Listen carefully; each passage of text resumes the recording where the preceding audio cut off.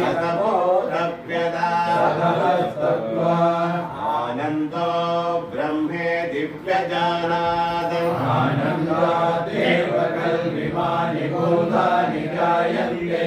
आनन्दे न जातानि जीवन्ते आनन्दं प्रयन्तविसर्विसन्ति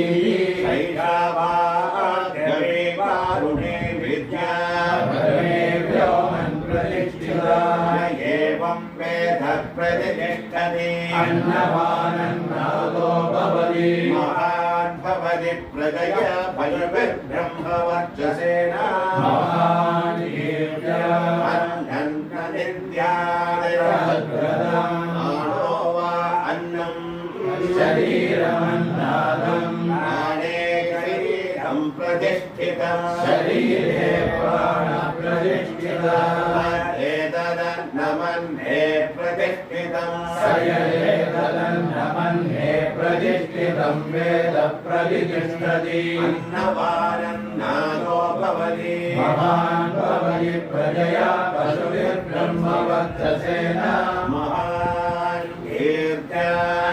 अन्नबलिदक्षीरा आपो वा अन्नम् ज्योतिरन्नादा अप्सुज्योतिप्रतिष्ठितम् ज्योतिष्यामः प्रतिष्ठिताः एतदन्नमन्ये प्रतिष्ठितं स्वयमेतदन्नमन्ये प्रतिष्ठितं वेद प्रतिष्ठति अन्नवानन्नादो भवति महान् भवति प्रजया पशुभिर्ब्रह्मवर्चसेन महान् कीर्त्या